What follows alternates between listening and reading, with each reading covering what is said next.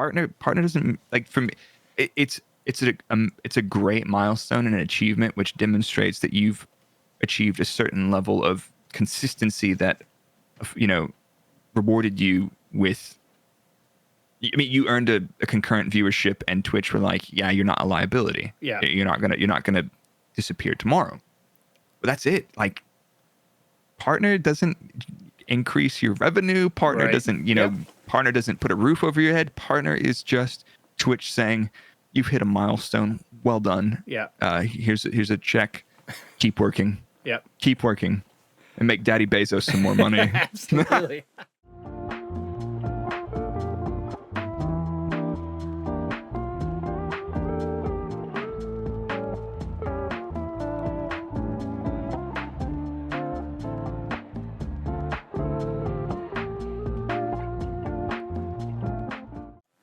Welcome to Tarducks, a podcast for content creators to come on, share their experiences, stories, and give their advice. And today I am super excited. I have Brrrake. Welcome. Well, how you doing, man? I'm doing good. Thank you for doing this. I can't thank you enough. I'm excited. As soon as you sent me a message, said, "Hey, do you want to talk about?" I won't spoil it. Do you want to have a chat on the podcast? I was like, "Do I? I'd love to." Oh, awesome. All right. So what we start things off with 3 quick questions just to get the juices flowing. So you ready? Oh yeah, let me warm up. All right. It's a little bit warm. All right, let's go. I'm ready. I'm All right, ready. So, favorite place you've ever traveled to? Favorite place I've ever traveled will have to be Tokyo. Okay. What's for supper tonight or dinner? Tonight will be leftover chicken roast. Okay. And then finally, what was the last movie you saw? The last movie I saw was. Oh, don't do this to me. It was like a week ago. What about television show? All right, television show works. Yep. I've been really enjoying The Boys. Oh yes. It's brutal. It's dark. It's hilarious. It's great concept. Yeah, it's so cool. It's so cool. I love it. How far into it are you so far? I am 3 or 4 episodes deep into, or actually almost done with season 3. Okay. Excellent. So I won't spoil it for anybody, but it's gone from weird to chaos to bizarre to disgusting to I love it. I love every second of it. Yeah, the concept of it is like, here you are, you got your superheroes, and now there's management. It's just like, oh yeah, it's such a great twist they did on superheroes. It's like corporate America and everything evil, personified in the superhero economy. Yeah, and, absolutely. It's a little bit too real sometimes. I'm not gonna lie. Yeah. So totally. If anybody hasn't seen that, I recommend it. Just keep the kids away because it's pretty gory. God, yes. All right. So where do you come from? Where were you born? So I grew up in Dallas, Texas. Nice. Not a terrible place, but not a particularly exciting place either. Yeah. And then how did you get across the pond? What was that? How did you get there? So the whole arc of me moving, because I was one of those people. I lived in Texas my entire life until I was about 25. After university and before university, I got the spark and I was like, I'm so excited about motorsport. And then it was like, I like race cars. I like engineering. So I got an engineering degree and I became obsessed with Formula One and the engineering aspects of it. I wasn't one of those people that knew all the world champions. I was more of like watching that and saying, how does that work? That's super cool. So after I finished my engineering degree, I was like, I need to go to the UK if I want to be a Formula One engineer. And so I was like, okay, so I moved to the UK when I was 25. Yeah. So 12 years ago. And I was like, I'm going to do my best to get a job in Formula One. So I found a motorsport master's degree in the United Kingdom at Oxford Brookes University. Yeah. A lot of Americans were coming over there and getting jobs in the industry. So I was like, if they can do it, I can do it. Probably. Maybe. And if not, well, then I'll find something else. So that happened. And I after the 1-year master's degree, I landed a job at Sahara Force India as a vehicle dynamics engineer. And so, that was 11, 12 years ago, and I'm still here. Wow, that's so fantastic. So first of all, how does some kid from Texas get interested in Formula One? You know what? Now, if you ask me that question today, I would tell you that's super easy. That's a very easy answer. Yeah. 12 years ago, or even further back than that, I don't know, man, because it's, Formula One in the US wasn't, particularly accessible. If you had a motorsport family or someone in your family that loved F1, you'd have ESPN or Speed Network or whatever, Right. and you might catch it, but it was not particularly accessible. So it was just one of those things. You start doing engineering, you get involved with the Formula SAE program, which is Yeah. a design, build, race series in universities. Everybody's talking about it, and like the guy's like, "Hey, do you want to come over and watch the F1 race this weekend?" I'm like, "Of course." I don't ever watch that, and for Americans and people in North America or anywhere over there, the times are not particularly sociable. They're quite Yeah. early or very late. So that was, it was one of those things. It was a bonding thing around the guys, and then I was just like, "This is so cool," and everybody else was like, "Yeah, that'd be really cool to work there." I was like, "Well, I think you can," and like, "Nah, no, you can't." I was like, "All right, well, I'll see you guys in a year or two, maybe. I don't know. Maybe I won't come back." Oh man. Yeah, so like I grew up in Canada where Formula 1 was always it's more popular up there years ago than it was down here, and Yeah. so I got into it early, but when we moved to the States, I ended up getting hooked into NASCAR. I had some buddies from Mississippi, and it's like, "Oh, NASCAR, it's just left-hand turning." And it's like, Yeah, but it's awesome, it man. You is. can't Yeah. don't people that are snobs about that and knock it. I'm like, NASCAR's badass. I mean, Oh. it's the let's say the avatar of the general consumer is maybe a little bit, Yeah. it's a different audience completely. Let's put it that Completely, way. It's yeah. mostly older white dudes, Yeah. for sure. But like, I think with a little bit of love and taking some leaves out of Formula One management's book, Yeah. you could have a very modern, attractive series in the next couple of years. And maybe it is, but it's just not on my radar at the moment. It's to me, it seems like it's NASCAR's dipped in popularity for whatever reason, but I got my first race was in Bristol, Tennessee, the Okay. back hills of Tennessee. I thought I was going to die. Short track, isn't it? Oh yeah, it's like super short. Like nobody. It's like a demolition derby. But I tell you what, it was the friendliest sporting event I've ever been to, and you have 35, 40 cars going. It's crazy. But ended up Chaos, going isn't it? to Daytona, and that was a different brother. experience. You have cars inches away, 3 wide, inches away, and you're at the fence, and they're just zipping. It's impressive, no doubt, and it's still cool. Can I share a secret with you Absolutely. and your audience? I've never been to a NASCAR race or a Formula One race as No way. a spectator. Oh my God. So I've been to Petit Le Mans. Yeah. I've been to IndyCar at Texas Motor Speedway. Yeah. But I've never been to a NASCAR race, and I've despite working in Formula One for 10 years, Yeah. I've never been to the track as a fan. Oh my God. I've only been at the track for work. So the U.S. Grand Prix this year will be my first event Get that I'm out. attending as a fan. Excellent. I'm amped. I'm so amped. The only F1 event I've been to is Montreal, and I've been to that a couple of times. Beautiful. Oh. The city's amazing. Food, drink, nightlife is cool. The circuit's great. Yeah. That's up there on my list of favorite circuits to visit is Montreal.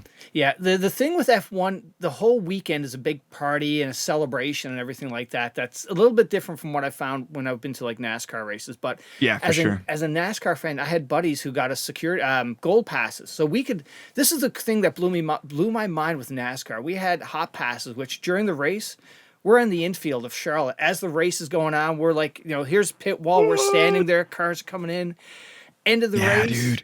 End of the race. It was oh shoot, Danica Patrick just Yeah. pulled up. She hops out of her car. My buddy goes, "Hey, can I get a picture?" Sure. It's like She goes, "Hell yeah, brother." it was crazy. Like you just finished a race, and we're fans. Like, yeah, it was just the accessibility. It's so different, man. And Yeah. Formula One's doing that thing, and it's like it's always been a little bit like cut off. But actually, with the rate that which is blowing up, accessibility and like that aspect of it's just going to get more and more restricted because there's a lot of crazies out there, and just a sheer volume of people. So Yep, absolutely. with the rise in popularity, and then you lose access to people who are already national heroes, and for sure, it's just a completely different ballgame, isn't it? Yeah. Oh, completely. And now, you talked about going to the Texas race. What's your thoughts on Vegas getting added as a location for an F1 race? I've got a weird opinion on it. Yeah? Honestly, people gave the Miami Grand Prix this year, which was a new event, a lot of abuse. Yes. They said it was a boring race, and then you look back at statistically, it was actually not a boring race. The TV presentation and the TV direction was abysmal, and it hid all of the action. Ah, And okay. people are like, well, they're adding all these heartless, soulless street circuits to elevate the profile. I'm like, it comes with the territory, doesn't it? Like if Vegas puts on a spectacular event and a good race, Yep. and it increases the profile of the sport, I think it's cool. Now, Yep. if I had the option of adding Vegas or losing Spa-Francorchamps as a circuit, I'd be a little bit sad to Yep. lose Spa, because that is, having been there 6 times, it's a beautiful place in the world. The circuit has so much history and it's gone through so many changes, and it's one of the best racetracks on the calendar. Yep. Except for when it gets rained out and the race is canceled. Right. But like, Spa is always a banger. Yeah. Spa's fantastic. And I'm surprised Germany hasn't had a race in a few years either, too. That's one that's missing. Yeah, Hockenheim keeps getting. They just can't get any money together to do it. It's expensive to get the rights. Whereas you have you have countries like Saudi, forking out insane amounts of cash to get on the ticket.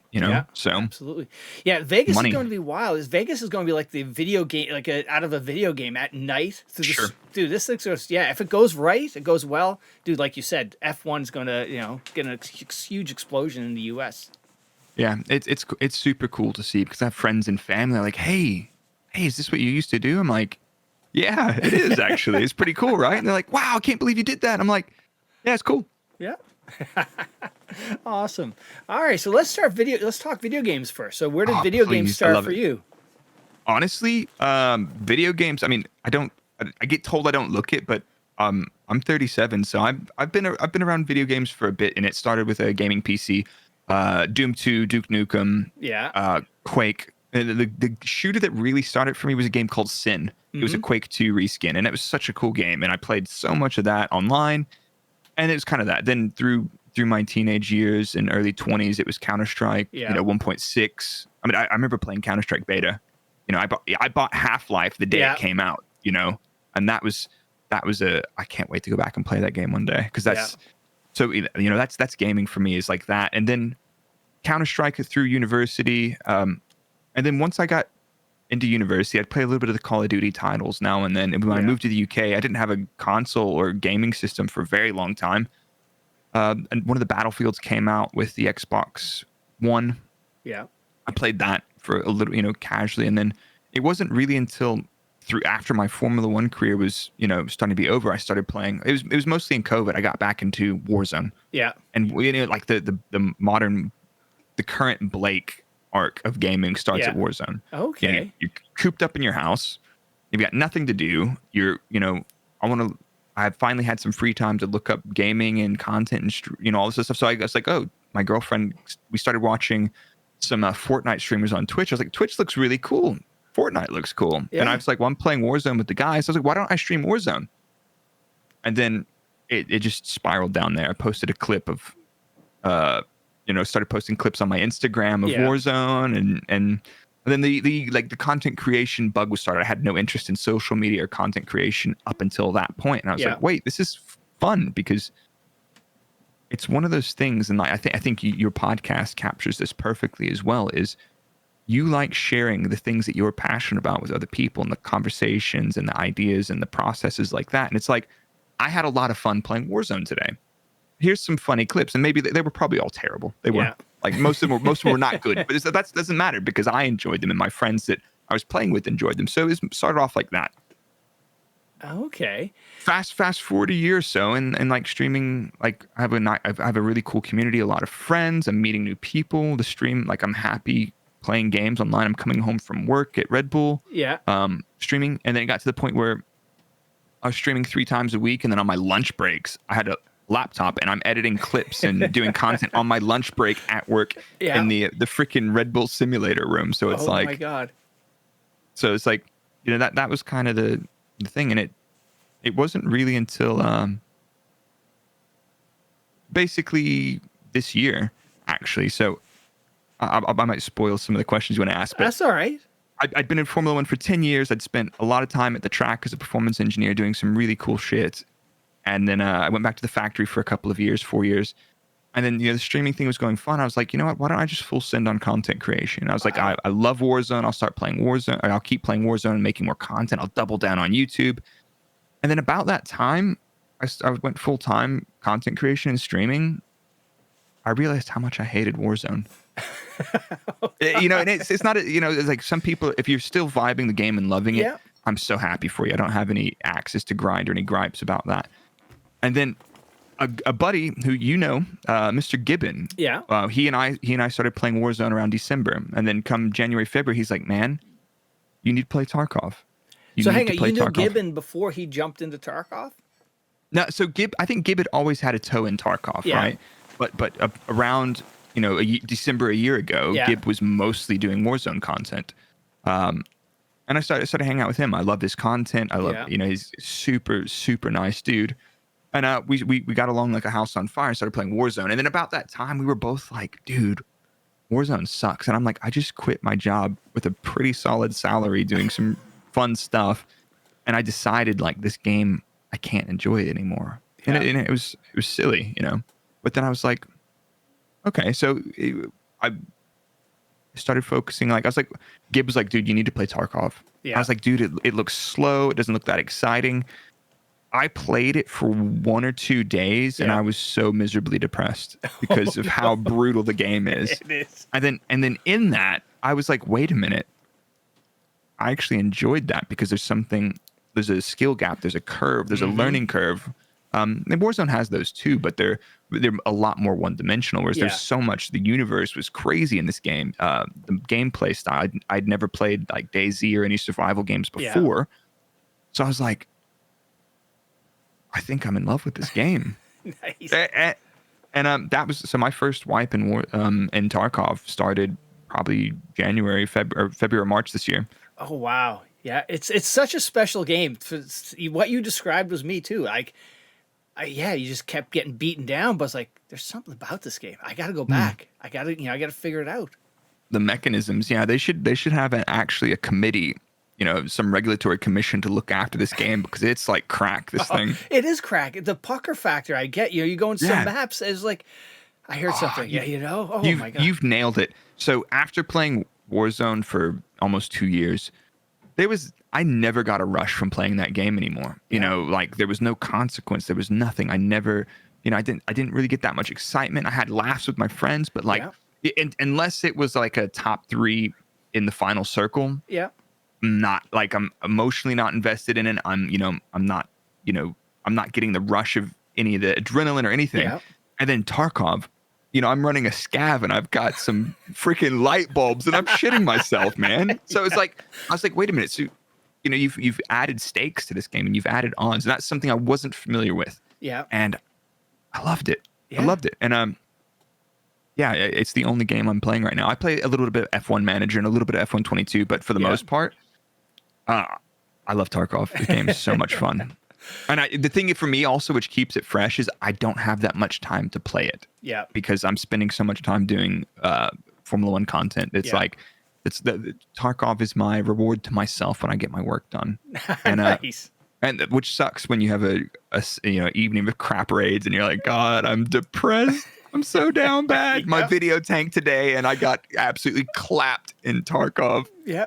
But you'll be back tomorrow. I'm coming back tomorrow. Yeah, I'll get my work done. I'll get up early, knock it out. Yeah. But Oh, excellent. So that's kind of like my full circle on gaming. Oh, okay. And if you throw back in there, like when I was a teenager, like Metal Gear Solid and all of those, that franchise was fantastic. Final Fantasy VII back in the day. So any big game that's over the years that still just sticks out to you is like, that was my favorite.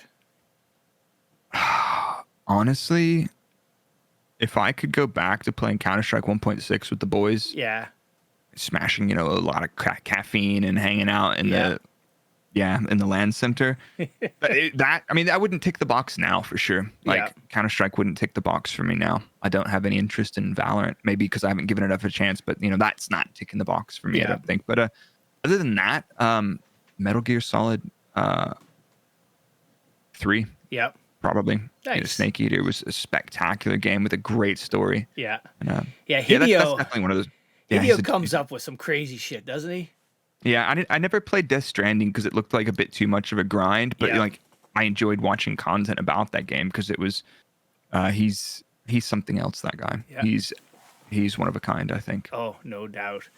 So now, what was the reason you hit the go live button to stream to begin with? Just because you loved, playing Warzone, you wanted to share the clips? Yeah, I think that was it. It was like literally, it was an exercise in the technology of like, I'm going to go live and I'm going to share this and talk to people I don't know. Yeah. It's like me and my girlfriend are trapped in our flat during COVID, and it's Yeah. like, might as well. I Yeah. see other people having fun doing it. It's like, well, I can make some new friends, and I've made quite a few friends in the gaming and streaming community that I regularly talk with on a daily or weekly basis, and even meet up with in real Mm-hmm. life. So that's been super cool. I mean, the internet is a scary place, but if you are careful, there's a lot of people like you out there, just super genuine people looking to make connections about a Yeah. passion. So that was really it. It was just like to see what it was about. Yeah. And now, what was that, first experience? You hit go live, you had that first stranger come in. How did you, like, wow, shit, somebody's actually watching me play this game? It was like, what did we talk about? It's like, well, naturally talk about the game, how's it going. Yeah. But it was super interesting, and it was just I process information. You probably can't tell this, but I process information in an extroverted way, but from a personality point of view, I'm quite introverted. So if we ran into each other in a house party or something, Yeah. I'd probably be hanging out with the cat until I was comfortable. But like, if there's an idea, I'm talking out. So that was cool about the game because you could extrovertedly process what's going on and talk about it. And it was, I never thought I was a particularly good streamer. Yeah. It's like you look at people like, oh, they've got it. I don't ever feel that about myself, but it was just cool. And I appreciate everybody's got their own strengths and weaknesses. And for the Yeah. most part, streaming for me is a way to have a good time and an outlet to, like I said, share something I'm passionate about with other people. Yeah, yeah, and that's the nice thing about streaming is like you have the head cracker type guy who's just high intensity is going to kill everybody on a map. You have the Yeah. storyteller or the entertainer type, or you have the Yeah, people yeah. who are passionate about something in particular, whether it's gaming or Formula One, and that's what drives your community.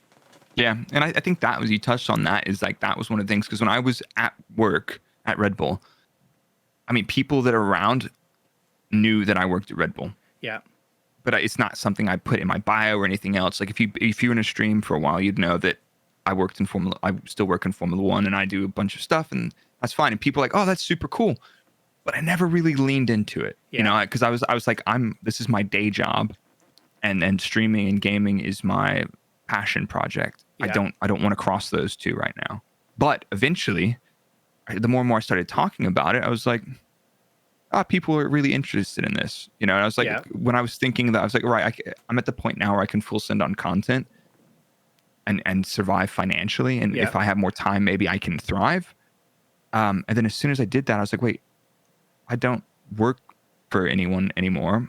My NDA covers what I can and can't talk about. I Yeah. know that. But in terms of like using some of the tools available on the internet to educate people about motorsport in general, I don't need to tell you trade secrets. I don't need to tell you intellectual property ideas. I can literally talk about concepts and philosophies and explain things. And I found one of the things I think I'm good at is taking technical topics and making them very easy for casual people to not only understand them, but to get excited about them. Yeah. Yeah. So Absolutely. and that's kind of where I'm at now. And I spend a lot of my time on my stream doing race watch-alongs, live data analysis. So looking at a lot of the telemetry that the public has access to, and then explaining that and what I see and what's going on. Yeah. Doing strategy breakdowns, race breakdowns, and then dissecting stuff that you hear stories in the press. And it's like, right, well, let's talk about that story, because, and most of it from a technical point of view. I'm not too much into gossip and stuff like that, but Yeah. I do like a good shit post now and then. So, I can't help myself. No. I'm pretty sarcastic. So, but yeah, it's streaming has then turned into, from a gaming exclusively to a, streaming on the Twitch sports category, streaming Formula One watch-alongs on Friday, Saturday, and Sunday, doing race analysis on Monday or Tuesday, or just doing the YouTube videos. But like my brand has shifted from Brrrake to Brrrake F1. Yeah. And I think that makes sense for now, because the sport's blowing up. The gaming community is always going to be there. Yeah. And I've got a USP, a unique selling point in this space Oh, that absolutely. there's nobody else that has it. And if they do have it, they're probably not as passionate about me as talking about and sharing that stuff, or they're busy doing something else. So Yeah. like the fact that I already have a platform, I was like, why don't I do both things at once? But obviously, like playing Tarkov and making Tarkov content will have to sit on the side. Yeah. And in the meantime, there's so many insanely talented people that I've met in this space. Mm-hmm. I can just kind of live vicariously through them and watch their their growth and expansion. Like for Yeah. example, Mr. Gibbon blowing up in the the Tarkov content and streaming space, which brings me a lot of joy to see people like him doing a good job. Excellent.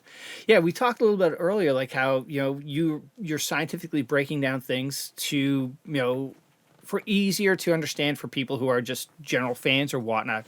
We had in Tarkov, the Tarkov community, we have Veritas. He's that scientific programming mind that same thing. He'll break down something like Steam audio so that people the general public can understand it. And That is so cool. Yeah, like one of the things that really, he did one time was just, he was in the middle of something, and then a community member popped in and said, "Hey, I'm taking programming," and basically Veritas stopped what he was doing, broke out like Khan Academy, and whiteboarded programming logic for this kid to help. It was just like that's so cool. Dude, but like when you see people like that have that passion, it's like somebody's hungry for knowledge. Yeah. Or somebody has a passion for something. Let me share my excitement and passion for that thing. Because when you do that, you see people's lights go off in their eyes, and they're like, "Oh my god, this guy! Like, I love this guy's content." But like, oh wait, he's and that is one of the things that I love seeing is people using their platform to help energize other people to do whatever it is they think they want to do. Yeah, that is so cool. Yeah, but well, it's like what you're doing with breaking down the F1 race for people who have no concept of okay, why are they changing tires again, and providing that information you don't get from just watching the TV feed. Yeah, I mean, and I feel like even in that space, some of the presenters are pretty good at some things. Some of the drivers who are commentators are good at other things, and Formula 1's starting to add some good tech stuff, but I don't think they're leaning into it heavily enough yet. Definitely. Or maybe it's still too niche, but it's super cool to see that like previously it would have been like that's nerdy, and it's like wait a minute, it's not nerdy, that's awesome. Yeah, like that's exciting. And if I can use my platform to help inspire other people, like that's what's one of the things I like to do with my content is like, how do you get a job in Formula 1? I've done videos on that because there's nobody from Formula 1 that's telling people where to look for jobs, how to look for jobs, what your CV should look like, what your resume needs to have in it. It's like why not? Because all those people are busy doing that. It's like, well, I got out. So now it's like I don't have any, I love the sport, and I want to see more young people getting excited about that stuff and wanting to pursue careers in engineering.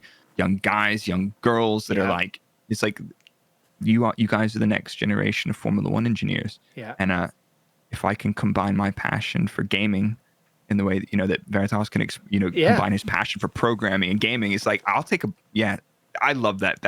That's inspiring, man.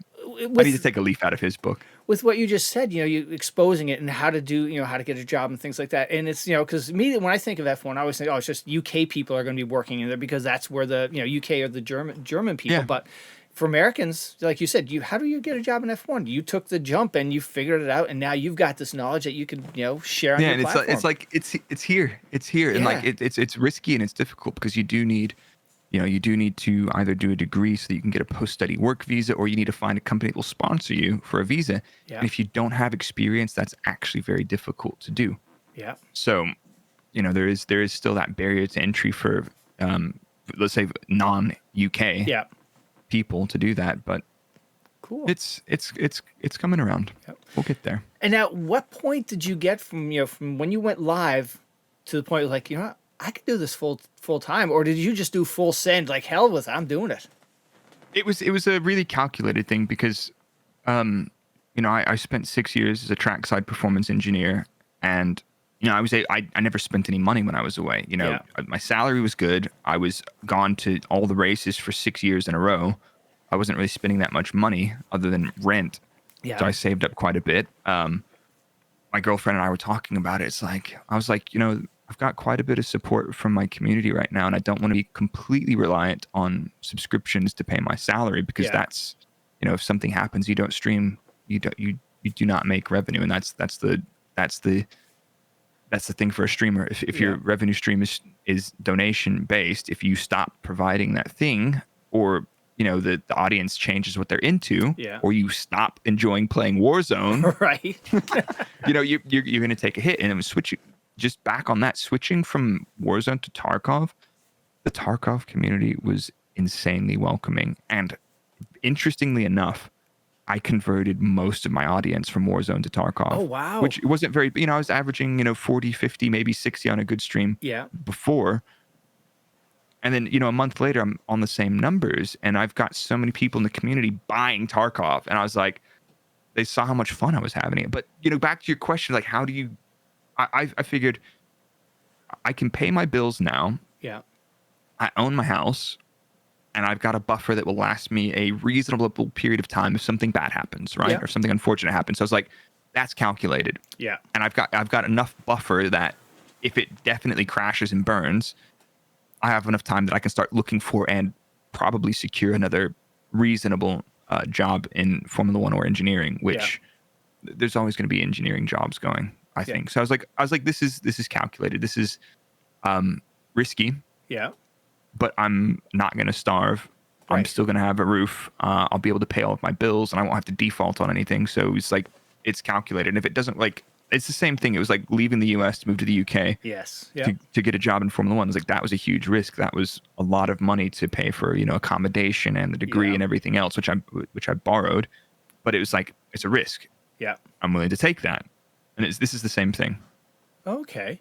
So it was a super. It was like one of those things. It wasn't going to be comfortable. Yeah. But I get nervous when I'm comfortable, so I basically lit fire under my own ass. I was like, I'm gonna make a break. Yeah.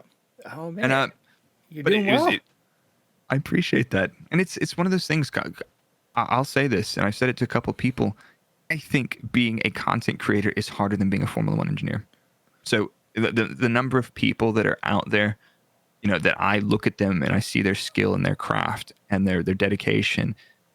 And I look at the numbers and I'm like, they're probably barely making ends meet. Blows my mind, because it's like, you are in the top, not 1% of your thing, and you're excellent at what you're doing. But content creation is hard. It's so hard. And I have a newfound level of respect for all those content creators out there that are still on the grind, because sometimes it's a game putting enough stuff out there into the universe, or finding your brand or what works for you as a creator that resonates with the audience, and finding that audience. So I think content creation is super hard. It's super hard. Yeah. And before I jumped into the space and seeing, watching Twitch for the first time, it's like, oh, they're just people playing video games. And after meeting and interviewing them, there is so much more to video than just gaming. And and it's just crazy. And then you mentioned about being a streamer or content creator so much harder than an F1 engineer. I had Devil Dog Gamer on, ex-Marine. He said content creation is, there's more stressful times trying to be a content creator than it was when he was in the military. It's wild. Yeah, dude. It's like that.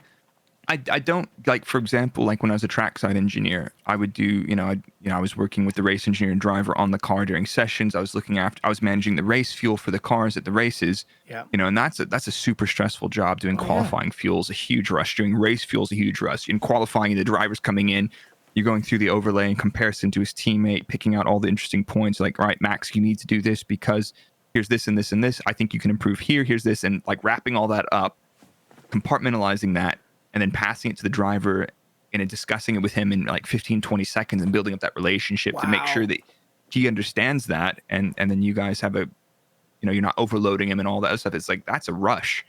Oh, and, I don't really get that. I just get like the sheer volume of like, here's the list of stuff that I'm not going to get done today that I want to do to make content, work on collaborations, all the other business parts of it. It's not just going live and playing video games, man. Like, I stream right now. I'm full-time and I'm streaming 2 or 3 times a week. Like 2 times a week is my max right now. On race weekends, I stream 3 times. a week, but I haven't streamed this week because I've been busy making Formula One content for YouTube. So it's Oh like, my God. It's yeah, wild. And I now, miss it. I miss it. what is, since you went live for the first time and making the jump full, as a full-time content creator, what has been the hardest thing about, you know, this field? Switching off. Yeah. Switching off is so hard. My girlfriend's not, she understands and she's fully invested in this, behind me with this, but it's like switching off and like not thinking about it, like enjoying, forcing yourself to take time off. Yeah. Because like right now I think I'm 6-7 days a week, 12 hours a day, Yeah. and it's switching off is the hardest thing, and like understanding when you're not getting any return on something, and you're sitting there at the computer, it's like, wait, I feel like I'm doing something, but I'm not actually achieving anything. Go outside. Yeah. Go for a walk. Go hang out with the cats for a bit or something. And now, do you think all that time is going into it because you have a passion for it? You just love it, and every day your mind is thinking about how I can grow this bigger and better. Yeah. Yeah. Exactly. And it's. I think the thing is, I'm probably trying to do way too much stuff. Yeah. At once, but that's I thrive when I'm under pressure. So it's like I just continually put myself under pressure. Yeah. And I'm having so much fun, man. Oh, that's good. Yeah. And now, It's fun. what's been the highlight since you hit that first go live button and jumped into this space? Anything that particular sticks out? It was, I want to say, yeah, it was probably getting partnered on Twitch and then Yeah. getting partnered on YouTube for my Formula One content. But it's like, it was one of those things. It was like I was in such a grind, like as in like I was busy, and not in a bad way. It wasn't like that grind, the unhealthy, toxic grind. It was like I was so fired up. Yeah. It was like when I finally got partnered on Twitch, I was like, what's next? Yeah. Yeah, I didn't stop to be like, yeah. We had I had a little partner celebration stream Yeah. where I had a beer on stream, but I was like, I got to get back to work. So honestly, the high has probably been leaving Redbull Racing to do this full time. Yeah. That was one of the biggest rushes, and I was like, this is the next chapter in the arc of whatever I'm doing, and if it crashes and burns, I don't really mind. Yeah. Like I actually I don't have any fear of failing at all, which is good. It is good because, and also just knowing you have that safety net, you have your engineering background, and in today's workspace right now, there is such a shortage of good, talented people. So that's, it's just, it's nice to have that safety net. Yeah. And now, what was your partner story? How did you find out? How many times did you apply? So I actually got it on my first time. Wow. Which is really weird, and I feel like that probably had something to do with the fact that this basically the Twitch sports space that I'm in, like there's people knew my background, knew my story, and they're like, okay, this guy's probably going to be doing this in a while, and it's probably not a risk. And I waited a while. Yeah. Once I hit the 75 concurrent, I waited over a month to apply. I was like, I'm going to wait to apply because I'm going to hold above these numbers. Yeah. For the next month, and that is basically it. So it was one of those things, and I got the email. I was like, it caught me off guard because I was preparing for some other stuff for stream, and I was like, I got an email in my inbox after I applied, and I was like, well, I guess that's done. And I was so beside, like, I was like, I just kind of ignored it for a minute. I was like, wait, holy crap, this is it. I was so excited. My girlfriend was really, really happy too. So. Oh, good. Yeah. And it's like you said, you got it, you kept going, but that's really what it is. Once you get that check mark, it's not like game over and it's like, you can sit back and coast. It's, put the pedal down and keep going. Yeah. And I'm kind of conflicted about it because I've seen a lot of people saying, but the perception, and I don't know the right answer or not. So this is not judgmental of anybody. This is not a side of the fence, but I see a lot of people saying, once I got partnered, everybody stopped supporting me. And I was like, I haven't seen that. Yeah. It's like, what are you doing? Are you just streaming? Yeah. Because like, I'm posting content to, 2 different YouTubes, 2 different TikToks of different, I've got 2 different types of content that I do on my channel. And one of the things I want to do is find the people that like both gaming and Formula One and, find them and be like, we all love the same stuff. This is, let's find other people. Let's find them and bring them in. Let's find other creators that love the same stuff. But, that was one of those things. It's like people like when I got partnered, people stopped supporting me. I'm like, when you got partnered, did you stop trying? Yeah. Because like partner doesn't like for me.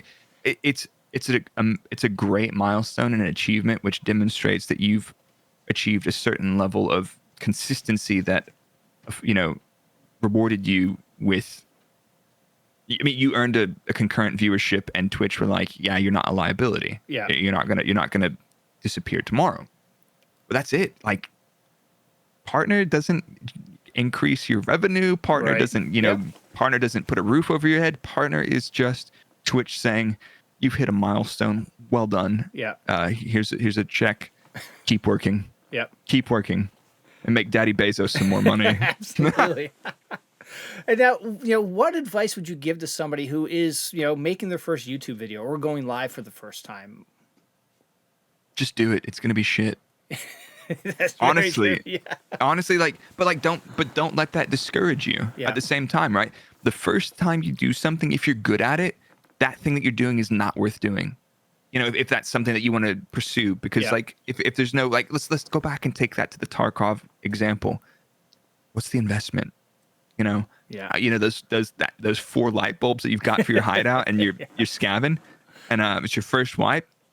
Oh yeah, you're holding on to those. You're getting out with those light bulbs, aren't you? Or one of those shit quests like that. But if you try it for the first time and it's easy and you do a great job, you're either a natural and you might get bored quickly, or you're one in a billion. Yeah. But don't worry about that. All you do is just keep doing it.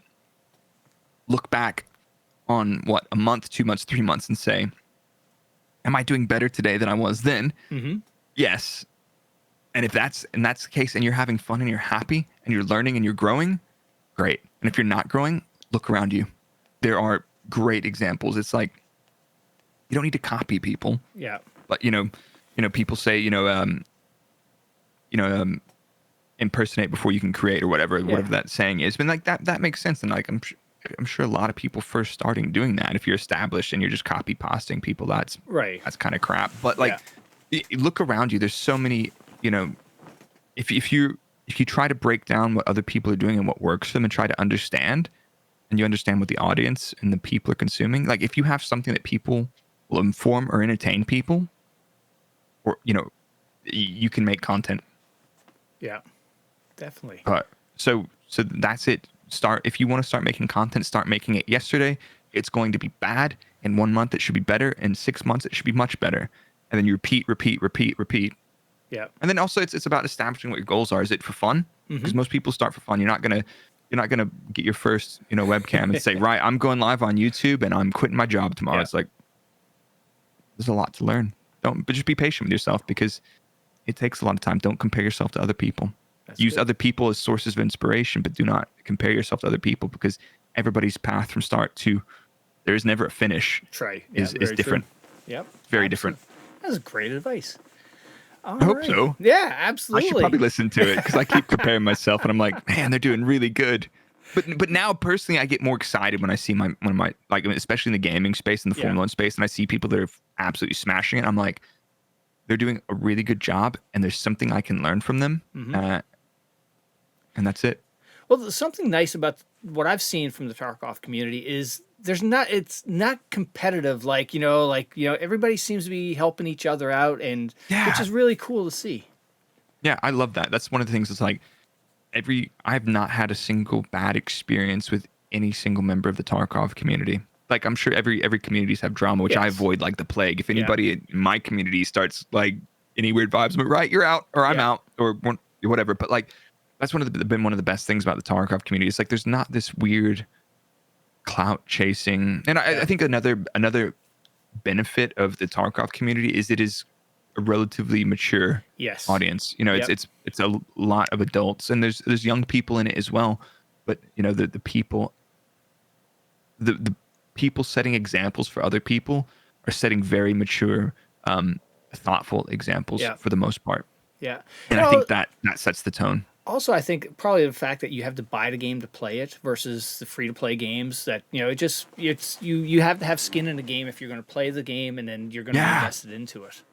Yeah, I agree completely, and I think that helps. But I understand, like, without Warzone being free to play, I probably wouldn't have met a lot of the friends that I have met. Yeah. So, but yeah, I agree. Yeah, forking out some cash for a game, imagine if it was just a bunch of jerks that paid 35, $40 for this game. I was like, man, worst investment ever. But it's not been. No. Tarkov is, yeah, Tarkov has been one of the best investments I've made in my gaming career. Cool. And now, what's from a YouTube standpoint? When did you start creating? You created Warzone content originally. When so when did you start putting a lot of focus in creating more content for YouTube? YouTube was always a side thought. Like streaming was the main thing, and for gaming, YouTube has always been like a side thing. Yeah. I it never really focused on it. I never had much conviction to it. But about March, April this year, I full sent on Formula One content. Yeah. So educational, analytical. And it was just streams cut down where I was analyzing data and talking through with the community about what I'm seeing and information and having conversations. It was just those cropped down. And then I was like, right, I want to get serious about making Formula One YouTube. Yeah. And that's been, I've been having so much fun with that. Oh, excellent. And now, what point did you get to the point where it's like, okay, you're making gaming content, and then when did you start seeing a increase or an interest in your Formula One content? It was kind of like after I'd left Red Bull, and I was always like, I'll do Formula One content eventually. Like I could do that. I really want to focus on gaming, and then I realized it's like I wasn't really ready to invest the time and effort to be a good gaming creator because I wasn't sure if I was cut out for it. Yeah. I'm completely honest, like this self-reflective thing. And I was a little bit bummed out at first. And then I started spending a lot more time. Like I started doing Formula One centric streams, talking about data, doing watch along streams around the races. And the reception to that was like,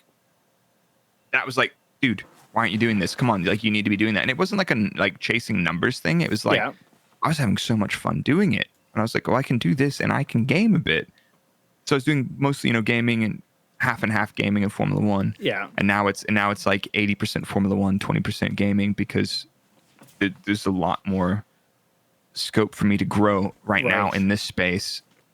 And then along with that, I can bring more people into the gaming space. When I do go play Tarkov or F1 Manager on stream, like I can still share that with the people, but it's like, now it's kind of a business decision to focus on Formula One content. I would love to, in a wipe or two, when arenas and everything comes out, really, really have a go at focusing on gaming content creation from a different angle completely. Yeah. Try to put my version of gaming content out, but I don't know what that looks like, and I don't know what the future holds. So I'm just taking it day by day, and I'm having a blast right now, but content's hard. Content is super hard.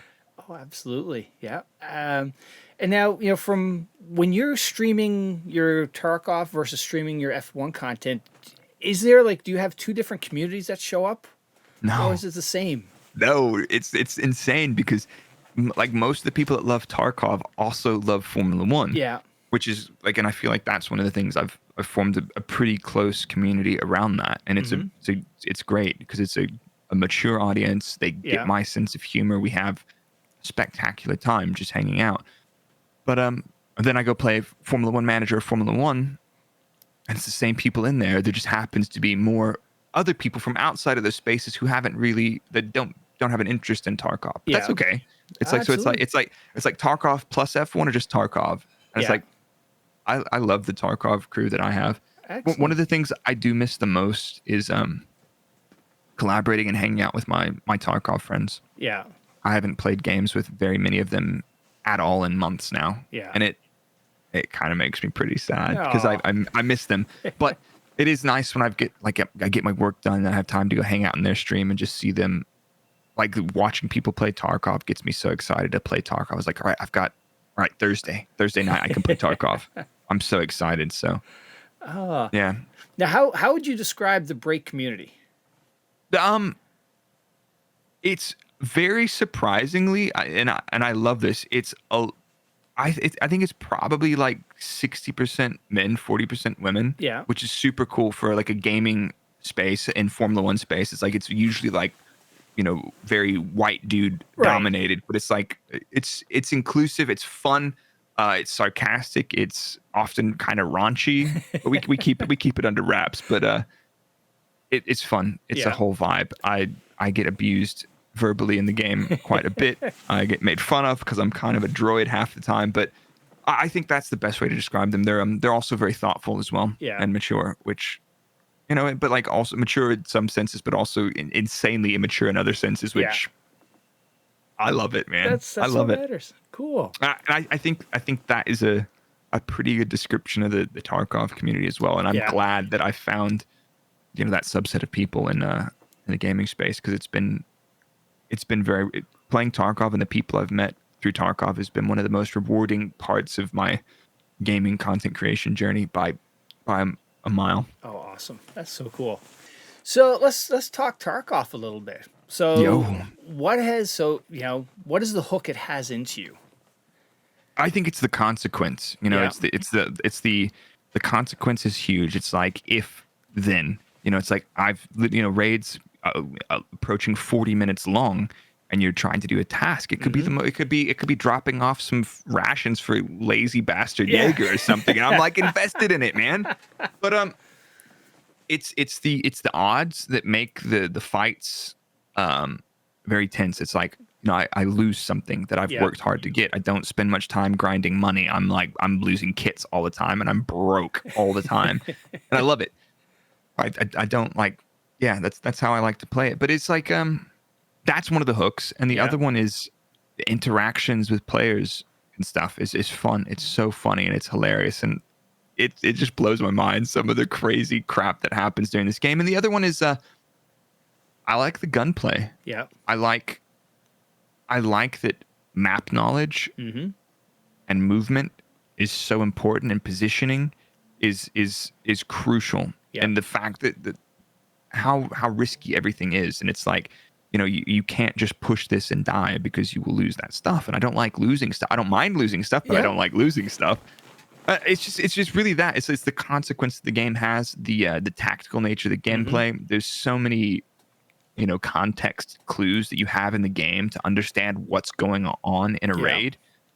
And it's cool. I'm not very experienced. I've been playing for less than a year now, but it's one of those things, like every time I'm turning the game on, I feel like I'm learning something.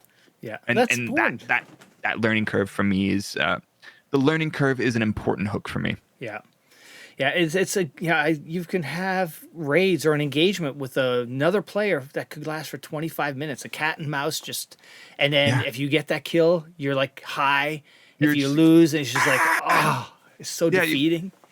But actually, those engagements that last a long time, when I come out losing, I don't mind those at all. Yeah.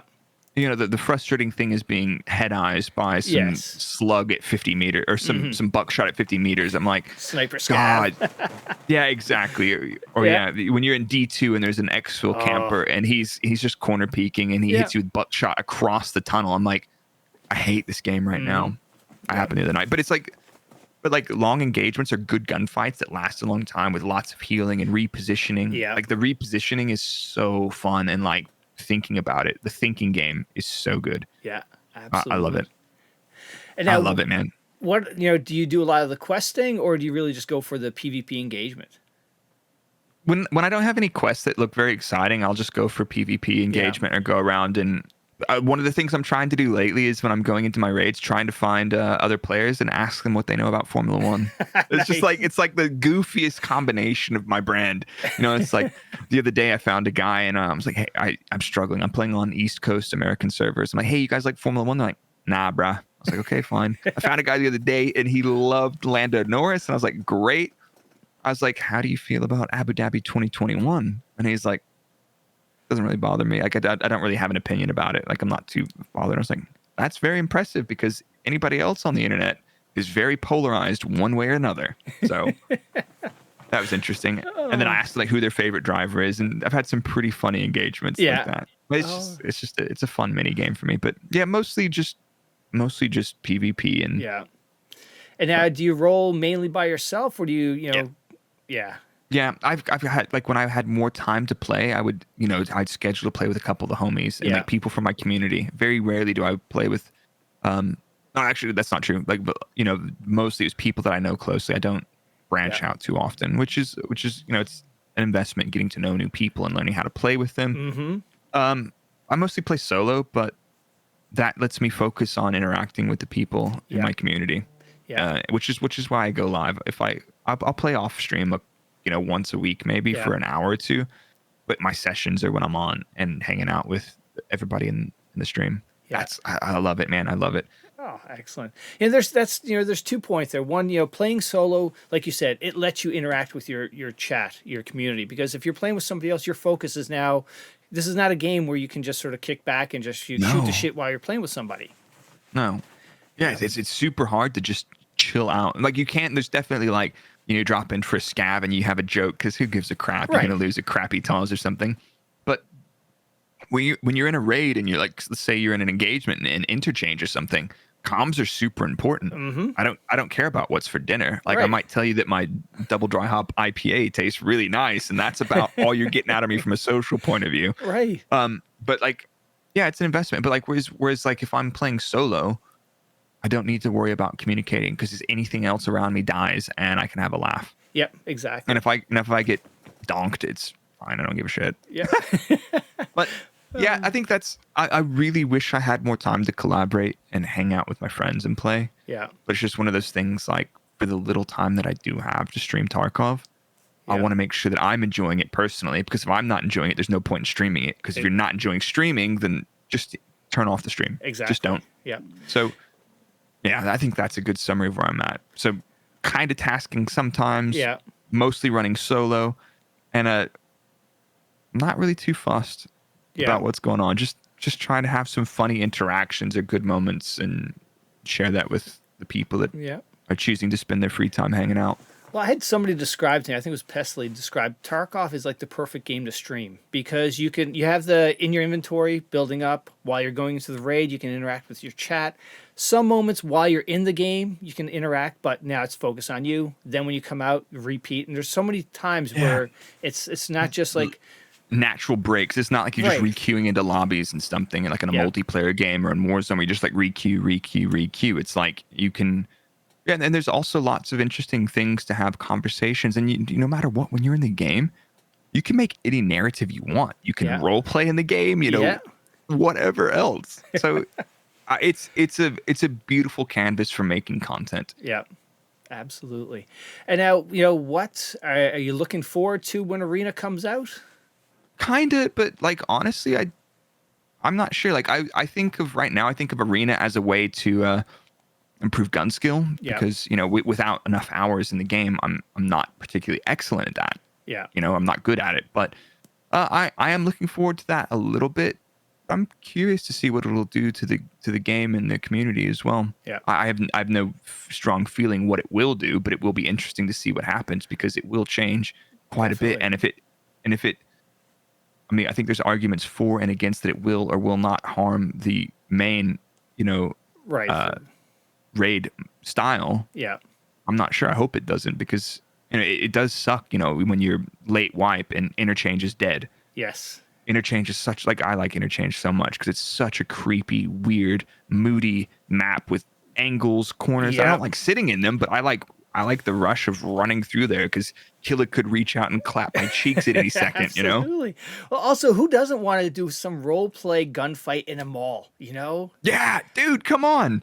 Like, yeah, it's some seriously cool stuff. So. Yeah. Like you got multi levels. You can down in a basement. There's just so many things around this map. Man. Yeah. The layers that the game has, not Yeah. only physically in the map construction, but also in terms of the gameplay, the play styles, how you Yeah. approach it. Are you ratting? Are you running and gunning? And ratting, like who gives a shit? Yeah. But what's your play? Like, how are you approaching this game? Are you questing? Are you? Mm-hmm. So many ways to play it. That's why Yeah. it's so great. I love it, and I understand people that play a lot of it get burned on Yeah. any game, but it's like I don't play it enough. So every time I don't play it for a couple of days, I'm itching, man. I'm Yeah. like, let's go play some Tarkov. I'm just gonna run around and lose a bunch of crap gear Yeah. right now. But Arena's fun. What's the general consensus in the community about Warzone 2's DMZ mode? It's interesting to see, the logo looks like a Tarkov type logo they have for it. it's not a lot of people know much about it. So it's like people are excited because, anytime, EFT can get some it's on the radar, it's a good thing. When you have a AAA game or AAA gaming company creating something that's Tarkov-ish, it could be cool. I honestly, I'm looking forward to playing that and Warzone 2. I haven't touched Warzone in over nearly a year now. Yeah. I just can't stand it. I have no interest in it. I love all my Warzone friends that are still playing the game, and I wish them all the best, but it's not for me. It's not my thing. What burnt you out on it, do you think? There was, I don't know. It's just, there was like, I didn't have any interest in making content for it. Yeah. It just had nothing that got me excited to play it. Yeah. And that was it. The new map, the new Caldera map was terrible. Yeah. Like, and then it's just like, if I wanted to play Rebirth, I might as well be playing Team Deathmatch. Right. And I'm not, like, I can't play Team Deathmatch. I just don't. It's like, it's good for like 20 minutes of oh, that was cool. But yeah. I don't have any interest in grinding guns in that manner, Yeah. Get it out of your system and move on. Yeah, exactly. I really hope that the DMZ mode is good, because I think all that will do will probably strengthen the both the communities, hopefully, yes. Tarkov and the Warzone and the DMZ players, but hopefully it will also bring a bit of awareness to the game style as well. Yeah. And does that help BSG? Does that give them more ammunition for investment improvements or whatever else? Mm-hmm. Like, I don't play the game enough to complain about it. Like, yeah. Every game has its issues, and I don't want to mess with that topic. But like, when a game starts getting more love, I'm happy. It's all good. Yep. Especially like Tarkov, yeah, definitely. And now, how would you compare the Warzone community and the Tarkov community? Because you spent a fair time over there. I think the Warzone community in general, like we've discussed, is a older, more mature audience, and there's a lot of very young people in the Warzone community. And Warzone's an everybody game. It's a super casual game. It's my neighbor. I can look out the window right now, and my neighbor or his son are probably playing Rebirth Island right now. So that shows you what Warzone is like. Is everybody's game. But with that just comes there's the content in the space isn't particularly exciting. I know of a couple people who are doing a great job, and I love their stuff, but for the most part, it's a lot of the same stuff, and it's not that exciting to me. Yeah. There's a bunch of super talented people in it as well, so that's not a takeaway. It's just probably in general a younger audience, and there's a lot of noise and drama and shit fighting that I don't see in the Tarkov, because I'm also not too close to either of the communities realistically, but at the same time, it's like, yeah, cool. But I've got a lot of friends that still in the Warzone grind, and I still try to meet up with them a couple times a year because I just miss them. Nice. And now you also stream F1 Manager as well. A bit, yeah. So what is your background playing a game? Is that like going to work almost? And no, well, yeah, kind of, because like the problem I have spending a lot of time at in a trackside race engineering environment is. I'm like looking at this stuff and I'm critiquing it. And actually, they've done a pretty good job. They've just released a new patch for tire pace and degradation and fuel management, which I was like my hugest gripes with it. Considering the game is new. Yeah. Frontier have done an awesome job with that game. They're not paying me anything to say it. like they've done an awesome job with that game. It's super fun. Yeah. You can role play in it. You can do whatever you want. It's a great interactive stream. And it's a lot of fun to me. But it's been really cool, like people want to know what I think about it, which is like weird. I'm like, okay, I guess it makes sense, but it's like, okay, we can talk about because I can talk about something that I know quite a bit about and something that I'm passionate about in context of a video game, which is like all of a sudden this thing comes full circle. I'm like, gaming, motorsport. Yes. Yeah. Oh. So I love it.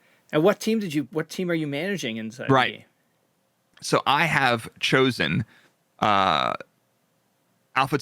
Yeah. Because I didn't want to run Red Bull. Like, that made sense. I didn't want to run Red Bull because I just didn't want to be winning races. So I've got Gasly and Tsunoda as my drivers. Tsunoda's been on a tough one. I fired Mattia Spini, who was Tsunoda's race engineer, because Tsunoda was doing terrible. And I then hired my IRL good buddy Joao Jeanette, who's a Formula 2 engineer. So we had a really hilarious interaction where I'm calling Joao on the phone. I'm like, hey, I don't want to scout you. Like, how much money do I need to offer you to get you to come race engineer Tsunoda? It was hilarious. That's And awesome. I had a funny interaction where I called Jean-Pierre Lambiase, Max's race engineer, was who I worked with my entire time at Force India and Red Bull. So he was the Yeah. race engineer, I was performance engineer for 6 years in a row. We moved teams at the same time. I called him. I was like, dude, what is this mugshot? What have they done to your face? And how the hell are you making $3 million a year?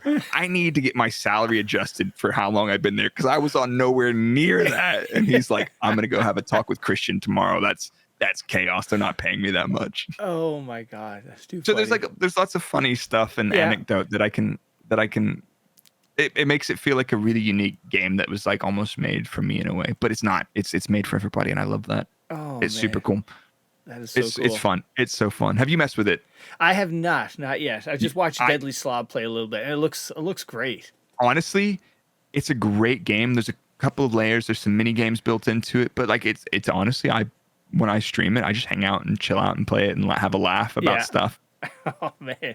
But I would highly recommend it. I know you love Formula One. Yep. I highly recommend that you try that game because it's very good. Oh, cool. All right. So now you also do a podcast. So you're not only streaming on Twitch, making YouTube content, you also create a podcast. You run a podcast called the Engine Braking Podcast, right? That is correct. All right. And the podcast is myself and Engine Mode 11, who is a former Red Bull employee as well. No way. He's a IT systems engineer.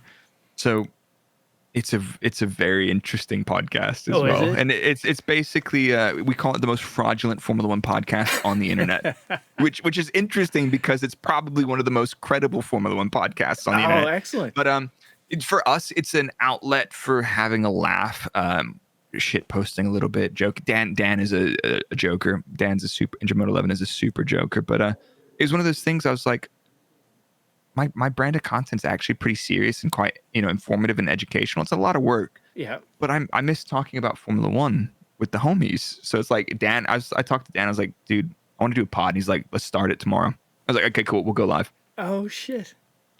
Yeah, it was great. That's awesome. Oh, Hey. is this Barry the cat? This is Barry the cat. What's up, buddy? What's up, buddy? How old is How he? you doing? He's about a year old. Oh, Or a year and a half.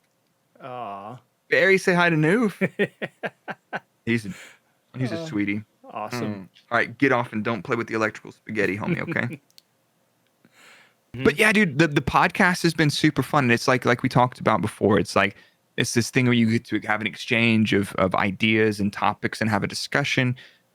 You don't need to prepare a lot for them, and it's you just find people that are really excited about those same things, and all of a sudden you find a community around that. Yeah. And it's a great thing, and like it's gone really well. People really receptive to it. Like I'm getting messages from people that still work in the paddock in the industry, like, "Hey, I listened to your podcast. I love it." I'm like, you guys aren't supposed to listen to this. Like, this is us taking the piss most of the time. Come on. They're like, no, it's great. I'm like, okay.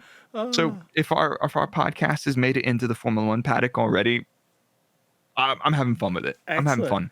Well, And I like this kind of exchange like we're having now. It's like we get to talk about something that we're both passionate about, like sharing about games, motorsport, Formula One, and that's what it should be. Yeah. It's great. Well, I love the kind of the behind the scenes. I listened to one segment where you guys were talking about, how do you dress for the interview? And then, the suit or the jacket or, suit and jeans. And it was just great. It's like that shit you don't hear about from any other forum. Yeah. And like, I feel like our podcast is probably a little bit for the connoisseur. Like if you're a super casual, don't know anything about the sport, it might be super foreign. And I'd like to add some of those, some of those little hooks for the new people that aren't too into it. But for the most part, the people that are like understand stuff and they just want to hear about stuff that happened in the paddock, in the factory, in the teams. And then, when we have discussions about is this driver good or bad? What do we think about this person, that person? Like there's a little bit of credibility to it, but most of the time we're just messing around. Oh man. So it's fraudulent. It's great. It's such a cool concept. And the behind the scenes stuff is always the stuff that I enjoy. It's really great. Yeah, with anything. So if I can get like under the hood or behind the scenes on something, I'm in. Tell me, because it doesn't need to be like super secret stuff. It just has to be stuff that I can't find anywhere else, Right, exactly. Yep. So now let's talk a little F1, since you're like that expert guy. So, that first day you got hired, now you're working for an F1 team. You walk in and, what is that like? my first week at Force India, I spent at the 7-post rig just watching what was going on. That was not exciting, by the way. The 7-post rig, for anybody that's not familiar with it, it's basically a test rig which you strap the entire car to, wheels, entire car, gearbox, everything, a dummy engine, obviously, and then you put load on the car. So there's 3 posts which apply load to the chassis, and there's 4 posts which apply loads to the wheels. And you're basically to simulate a suspension simulation machine is what it is. And that's not particularly exciting. You know, I helped the other guy, you know, when we changed tests, we'd change springs and bars, and I'd help him do stuff. That was a really boring first week in Formula One. Oh, but then I got into doing some analysis, writing scripts to analyze. I worked in vehicle dynamics for my first 8 months. Yeah. And then I did quite a bit of aero mapping. I helped prepare models for the simulator. So we would Force India. They hired McLaren's simulator out to use as part of their technical agreement at the time. I got to do that, and that was kind of like that kind of set me up for the next part of my career, which was trackside performance engineering. So after Bahrain 2012, well, before that, I'd asked the chief race engineer. You know, I didn't talk to my boss or anything.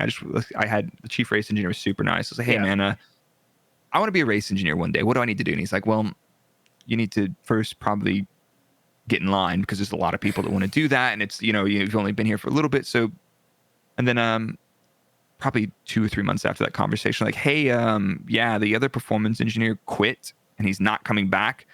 Magello test is next week. Are you interested? I'm like, stupid question. Of course I'm interested. So that was my second sink or swim moment, really, was being thrust into trackside performance engineering. Having, you know, I'd done a lot of data analysis and watched telemetry and, you know, give feedback live in the simulator, but never at a racing event, never around a real car. Yeah. So that Mugello test 1 week, the next week was Barcelona 2012, the most cursed Grand Prix. Pastor Maldonado wins the race, and then their garage burns down. So what is that like? You get that call, now you're at trackside for the first time. What's like, are you like, you know, just, oh my God. It was an overload, like getting to know the mechanics. The mechanics are all a bunch of super crass, really sarcastic, snarky dudes. And I'm like, do they hate me? It's like, no, they like you. I'm like, okay, cool. You know, and like just learning the people. There's so many new people that you never see these people at the factory because they're always traveling or prepping cars. So I didn't know a lot of these. So, you know, being dropped in as a person of one into an engineering team of about 10, into a trackside team, including mechanics and technicians of, you know, 60 to 80 people. Yeah. There's a lot of new people. So that was super cool. And I really was treading water for my first year in that job. And then my second year, I was not treading water so much. And then I was like, all right, I can improve what I'm doing at this. My first year, I was on Paul DiResta's car. And then after that, Sergio Perez joined the team. I guess in 13 or 14. Did a year with Perez. And I was like, right, I'm happy. I know what I'm doing. I'm confident. And I was like, I want to work for a team that could win a championship. You know, that was kind of the goal, is to progress, to move up the grid. Or I'm waiting for GP to retire so I can be race engineer, which I wasn't sure I wanted to be a race engineer. Yeah. And then the job offer, go on. I was just going to say, what made you, how did the whole transition from, you know, to Red Bull happen? The job advertisement, they're looking for performance engineer. I was like, well, I'm a performance engineer. I've got 3 years of experience, which is not a lot, but it's not a lot. Yeah. So I was like, I have just as good a shot as anybody to apply for this job. So I'll apply. I got the interview. I've told the story several times. I've even done a video on it. But like my second interview, I rock up and Sebastian Vettel's there interviewing me. Oh, no. Like, really? Yeah. So the job was to be the performance engineer on his car. Yeah. So he's like, if I'm hiring a new performance engineer, I want to talk to this guy because I have to talk with him at the track all the time. And I need to be able to work with this guy. So he was invested in it. So he was there. Another round of interviews with a couple of other people. I got the job. And then so I handed in my notice. I got the offer, and it was, you know, it was a better salary, a bigger team. And I was like, you know, it was 2014. They won the championship the year before. The new V6 engines the Renaults were terrible to start. They were a nightmare. I handed my notice, and I only tell GP where I'm going. And then a couple months later, he hands in his notice. Oh shoot. I was like, where are you going? He's like, I can't talk about it. I was like, okay.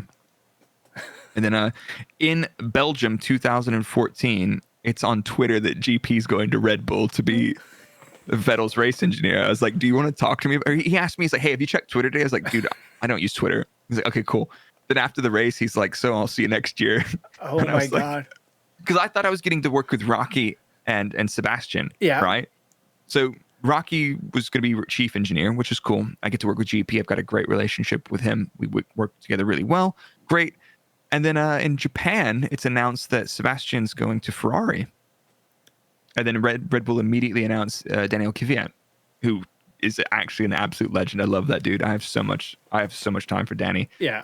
So I worked with GP on Kvyat's car, and Rocky was then chief race engineer, and that was Red Bull. Oh my. Now, what was the transition like going from, that team to Red Bull and like learning new software? Was it software similar across the board? A lot of the software was similar. A lot of the tools that the teams use are like the setup databases and simulation tools are bespoke. Yeah. So it was good learning those. Some of the stuff was better. Some of the stuff was actually not better than we had at Force Indy, which was really surprising. So bigger team, not always better everywhere. Yeah. And the small team has to do certain things super well, and they can't afford to do a lot of crazy stuff. But it was definitely, you could tell there was a lot more money. There's a lot more resource. They're bringing developments and upgrades to the car. They had a really good simulator. Oh wow. And they had all their tools in house, whereas Force India, had to outsource most of their stuff, and they used someone else's simulator and blah blah blah. Okay. So it was a little bit different setup, but yeah. And now, so simulators, they're just not one simulator. You have different levels of simulators. They're most of the Formula One platforms. McLaren sell a platform to a few teams use those. Then a lot of teams have bespoke, designed from the ground up motion simulator platforms, and so it's graphics, motion, everything. And I actually can't talk about it. That's all right. All right. but that's one of those things. Like other than that, like those are like super clamped down pieces of IP that the teams, but there are teams do a lot of bespoke stuff in the simulator space. So it's not like you go and buy something that you see at the amusement park. Yeah. those are nowhere close to what the actual F1 simulators are like. Yeah. It's probably more like flight simulators that the military use. Yeah, it's in that vein. It's like super specific, bespoke, high performance stuff with a lot of money behind it. Wow. And now, that first time you're being that, having that relaying data to the driver. What was that experience like? Because now all of a sudden. Hard. Yeah. Because at first you don't really know, like when I was at Force India, like GP was basically doing two people's jobs at first. Yeah. But then you get to the point where it's like in between runs. I don't talk to the driver when they're on track. I would talk to the driver when they come back into the garage. Yeah. Because the race engineer is the single point of contact when they're on the circuit. And then when they come back in, we'd go through, I'd print an overlay or put it on their monitor, talk to them about, interesting your teammates' lines are like this. You've got more grip in this region of the corner. You can use it if you think, or is there something with the balance? Setting up the differential and the brake balance management and stuff. Yeah. And talking to the driver about that and the engine braking configuration and the fine tuning the differential during the session and between sessions. It's just a continuous feedback loop of go faster as soon as possible. Yeah. And then you've got to rely on the driver. I assume the driver at that level, he's figured out how to convey what he likes in a car, or is it really just trial and error? Or not. Oh, okay. It's not, every driver has their own language and stuff that you have to learn over a period of time. So it's like you have to build up a relationship, the driver and race engineer or race engineering team, like building up that relationship and that dialogue and that terminology. Yeah. Okay. You have to work on that. It's not granted. It's not, there's some things which are common language, but everybody has their own way that they talk about stuff. So that takes a bit of time, but that's also super fun to get to know a new driver. And now, what was the highlight, for over your F1 career? Looking back, like what was the, it's like that was really cool. It's super easy for me. The first one is Barcelona 2016. Yeah, what happened there? So the week before, it's announced that Daniel Kvyat's going back to Toro Rosso. Or not, actually, it was the Sunday. It was the Sunday or Monday after the race. It was the Monday after the race in Russia. Danny had a terrible weekend, and something had been in the works for a while, and I hadn't heard anything about it. But those things don't just happen overnight. Yeah. So we show up to work on Monday or Tuesday, and the boss says, "Can you and GP come into a meeting?" I'm like, "Yeah, sure." It's like, "Right, you've got a new driver. Danny and and Max are swapping. Wow. We're like, oh, it was mid-season. You're getting a new driver out of the the junior team. This kid called Max Verstappen is showing up, and Barcelona 2016 on the first lap, Lewis, I think Nico takes Lewis out into turn 4. Yeah. And we weren't going to win the race unless the Mercedes were out. The Mercedes were insane. They were so fast. Yeah. But these guys are going at it toe and toe, and they crossed the line and took each other out. And Max goes on. He gets lucky with the strategy a little bit. Daniel gets a little bit unlucky. Yeah. That's racing. Racing happens. And then Max holds off Raikkonen for the rest of the race. And Max wins his first race. Wow. In Formula One. And that was my first race win in Formula One. Holy cow, that is so amazing. So it's like this super chaotic, this perfect storm of, young driver gets, chaos and drama, gets team swap mid-season, and then he rocks up, gets out qualified by Daniel, but then goes away to win the first race, or to win his first Formula One race. That's pretty freaking cool. Yeah. Oh, man. And it's like so special. It's like super cool. But instead of going out and partying that night, we had to move hotels because there was a test next week, and we ended up in Granollers or something. And it was like a pain in the ass to get back into Barcelona. We just had me and a couple of the engineers running the test had a couple beers and a pizza, and that was our celebration. Well, that's the thing, though. Like, you every week you were, picking up. It's a new location for the whole course of the season for the most part. Yeah, it's nuts. Like, how often do you get to go back? When you were a trackside engineer, did you get back to go home to do any testing, or is really from week to week you're just on the move? The calendar at that time was about 20 something races, like low 20, like 21, 22 races. And then I had to run the car at I race engineered the car at some tests, and performance engineers did other tests. So, we're looking at something like 26 weeks a year for work away. Yeah. And I can't, like, when we get back from a race on Sunday, we fly home Sunday. I'm back in the office Monday morning. Yeah. Maybe if it's a super late flight, I'll go in for like 9 or 10 o'clock instead of 8:30. But it's nuts. And then, we get 2 weeks off in summer for the summer break. Formula One shuts down for 2 weeks. I'd go home and see my family. And then I'd go home for 2 weeks in Christmas. And that was my whole holiday for the entire year, was to go back to Texas. So yeah. Wow. It was nuts, man. It was nuts. And that's ultimately why I moved away from race engineering trackside to be a simulator performance engineer at the factory for the last 4 years. Yeah. Just the travel. Yeah, it got to get old. Yeah, but in the new calendar this year that you saw, the 24 race calendar announced for 2023. Yeah. That's nuts, man. That's insanity. Holy cow. Yep. Yeah. Now, do you think you'd ever go back, or you're in a happy space now? I'm in a happy space right now, and I'm enjoying the freedom and pressure. Yeah. You can sit back and just comment and enjoy what, and yeah, but rather than just like commenting and discussing, I need to dig into the data. So I have access to an API. Everybody has access to. It's called Fast F1. Mm-hmm. It's a Python API. So I'm looking at the data like I use. It's a small subset of the data, but I'm looking at a lot of the data where I can infer a lot of the performance characteristics of the cars, and then help explain that to people and get people excited about engineering in Formula One. Excellent. And now, what's your current take on the season? Like, Verstappen could end up winning this shortly, and then is it just going to be a dull rest of the season, or? Yeah, I feel like a lot of people have checked out because Max is dominating it. Like last year, oh my god, last year. a lot of the fan base has turned the entire thing insanely toxic, but it's not like that. It's literally two of the best drivers in the world, very closely matched cars going head to head, and both of them are making mistakes and they're cracking. Yeah. And people are like, they're evil, the team this. That's like, you know what? Enjoy this, because you're not going to get this every year. This is as good as it gets. Yeah. And yes, there was a whole amount of controversy around the Abu Dhabi, which was that was a disaster for the sport. But it's like that was one of the most exciting seasons. We're not going to top that in a while. Yeah. Ferrari have the fastest car. Red Bull, since the break, have had the faster race car, and Red Bull are not making any. I did a video on this on why the RB18 is dominating, and the Red Bull are surgical right now. Max is nearly flawless in the race. Yeah, he's not perfect in qualifying. He's nearly flawless in the race. The team have not messed up once this year. For the most part, they haven't given away more than a handful of points, whereas Ferrari are absolutely imploding. The fact that Mercedes missed the mark on several key aspects of a new regulation blows my mind. But they you can only be at the top for so long, Right. and it's not going to be too long before they're back at the top. Oh no. They're a very mechanical, methodical The machine. Mercedes. It's they can't have it tarnished for too long. No, exactly. Or if they can't sort it out, Mercedes are like, right, we're cutting ties with this because you're damaging our brand. Right. Who's buying a Ferrari right now, by the way? Freaking nobody. Thing's gonna catch on fire. Oh my God! What a disaster.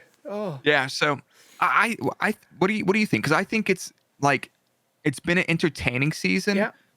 It's not been a great season, but for me personally, it's good. I like to see what's going on now because I know the people, and selfishly, there's still some of my fingerprints on some of that stuff, like the tools that the team's using, some of the stuff, the way the simulator program is working, some of the tools the performance engineers are still using at the track. I still think they're probably still using some of my sheets and some of my tools. So it's like, never mind that, like as a spectator, because now I get to step away from the sport and I get to look at everything and I get to enjoy it. Oh, I think I'm having fun. It is fun. It's a good season. Like you've got close races. 5 or 6 years ago, it was like you have like the 40 seconds between first and second. It was like that's not entertaining. But you talked about a disaster for F1. Because I've been watching this forever. The biggest disaster I've seen was the year. There was a tire incident in Indy. I think it was either Indy's first or second race where you only had the two Jordans and the two Ferraris race because. I can't remember exactly what it was. It was Bridgestone and Michelin, and one of them exploded, and only 4 to 6 cars took the race start because one of the tire manufacturers pulled out. Yeah, I was like, can you imagine dropping all that money to go see an F1 race in Indy? I would have been distraught. I think it might have been 08. Yeah, or 06. Yeah, that didn't help F1 back then. Like for an American standpoint. But at the end of the day, Bernie wasn't helping F1. But Bernie was trying to sell Rolexes to rich old white dudes, and now the sport's like getting involved. There's so many young, especially young female content creators that are out there. Like if I open up TikTok and look for Formula One content, there's a lot more, females. There's a lot more women doing Formula One content, which I'm like, okay. Formula One has matured now. There's it's not just old white dudes that love this stuff. It's young people, it's guys, it's girls that are loving Formula One, and for a whole vast variety of different reasons, technical, social, pop culture, whatever. And I'm like, this is something I can get involved in now. Now the question I'm glad we're having this conversation because I know in NASCAR you've got even lower levels like in the starting up. I go to my local NASCAR track out where I live, and you've got girls racing with guys. What about F1? I don't know if any females have popped up on the radar. Not in a while in Formula One. There's a couple there's now W Series, which is good, but I feel like there's going to need to be a lot more investment in these people's careers from a very young age to get them competitive. And it's not just a couple of them, it's getting a lot more, because you imagine all the young guys that have people funding their karting careers and backing them and getting them involved in good programs. There's just there's this huge pool of dudes doing it, and there's this really small pool of women doing it, and at some point people are going to have to stop. People are going to have to say here's this W Series for girls to race, and it's like, no, you're going to have to start investing money in these people's careers from a very young age to give them the experience and the tools that they need to develop those skills. Yeah, definitely. And I think we're still a bit further away, but I think it's getting closer. Good. So now so remember I told you I got hooked into the NASCAR and whatnot. So my buddies from Mississippi, every time there's a race on, we'll chat. Well, I have to tell you, they knew I liked Montoya because he came from F1. He went to NASCAR. I never heard the end of it. That night he ran. I can't remember which track it was in NASCAR. He ran into the jet dryer. Oh no, I remember that. Juan Pablo smashed up the jet dryer. Oh my God, I never was like, oh, that was, but that's, hey, how's that NASCAR? How's that Formula One guy doing, that European weirdo? Oh man, I was just, it's just funny things over the years thinking about racing. I love that, man. Or I remember also when I think it was F1 came to Indy for the first or second year, they had Jeff Gordon drive an F1 car, and he was blown away, almost blacking out because how quickly the turning was and everything like that. It was just it was so cool to see. I wish you would see more stuff like that, but I think F1 is still a little bit too insulated in its own Yeah. juices, let's say. But I mean, Kvyat's racing NASCAR right now. Yeah.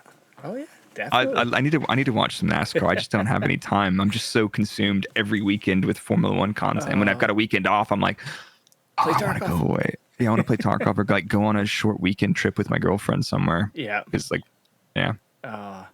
So now, when you do, like, I know we talked about this, you never really disconnect, but when you do disconnect, what do you do? What do you like to do?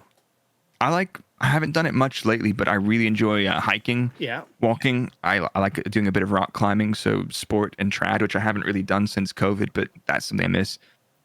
Since COVID, I haven't brewed beer. I love craft beer and I love Oh, brewing. So that's one of my passion projects. I think maybe in the future we're gonna have once I get the brewery set up in the garage, we're gonna yeah. do one of the engine braking podcast episodes from the brewery Oh, in the nice. garage. That'd be So we'll see awesome. how that goes. But yeah, those are kind of my things. I like photography, I like technology, Yeah. equipment. I like cameras, thus setting up streaming and all this Yeah. junk. So And, that's kind of me, man. Like cycling, rock climbing, hiking, being outdoors, camping. yeah. I've got a Ford Transit Custom, which is my daily driver, which is also my camper van. So Nice.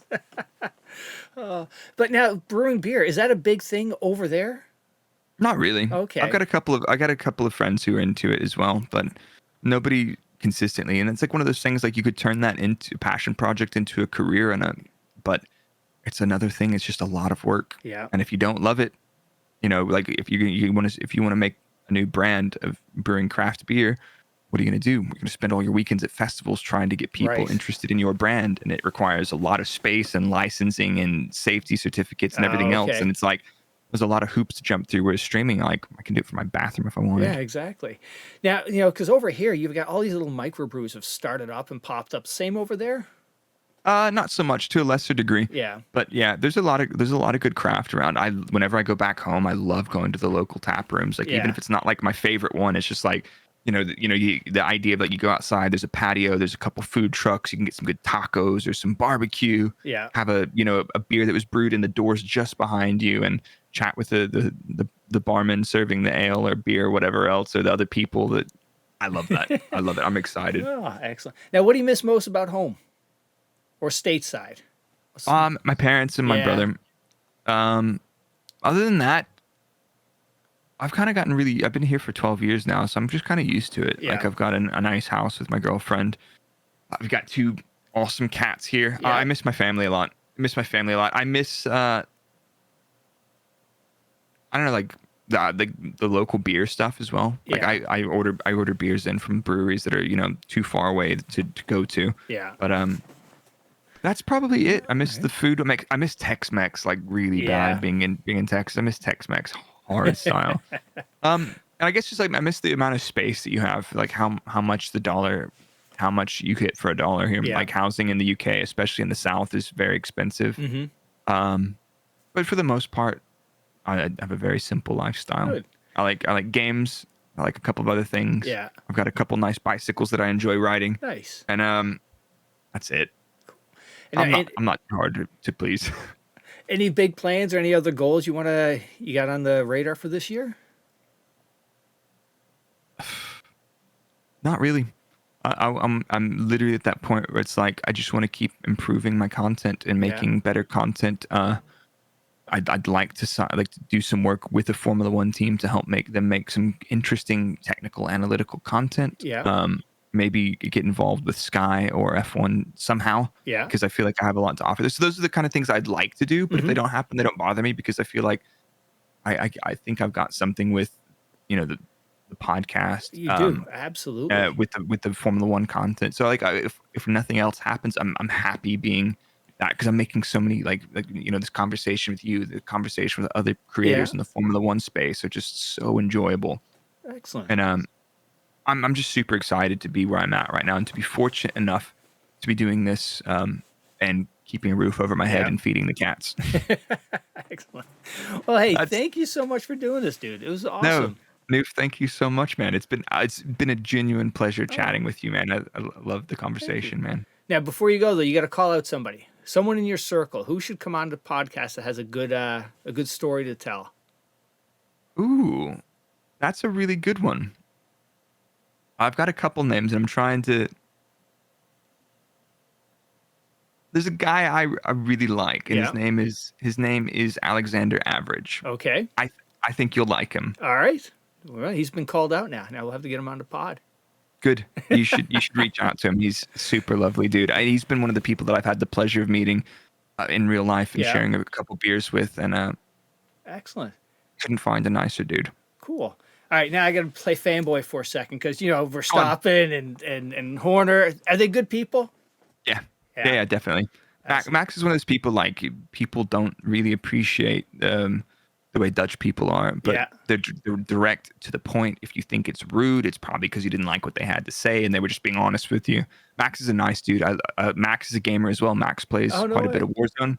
Um, Cool. he dabbles. So whenever I run into him, or when I did run into him at work in the sim and stuff, we'd chat Warzone. Yeah. And, those guys are awesome. Yeah, I really have a lot of time for them. Yeah, yeah. You know, it's funny because like I think about the just some people don't pick up on the humor and they just like think they're dull or whatnot. I think of like Mika, way back in the years when he used to be on the press. You know, when he'd finish, he'd be top 3. He'd come to the conference after and he'd make a joke. He would laugh, but nobody else would laugh at his jokes. Yeah, It's just but that was the Finnish people are. Yeah, it's an acquired taste, isn't it? Yeah. Because Bottas is the same way. Like Bottas is like a very dry person, but he's actually super funny. And Yeah. the more and more interviews that I see with Valtteri, the more and more I like him. yeah. Ah, You know, it's just like that. And Raikkonen's the other in the other vein. It's just like I don't give a shit. It's like I love it. excellent. Well, hey again, thank you so much for doing this. It was awesome meeting Dude, you. it's been a pleasure, and I'm looking forward to hopefully talking to you again in the future and maybe playing some Tarkov at some point, brother. Absolutely, definitely.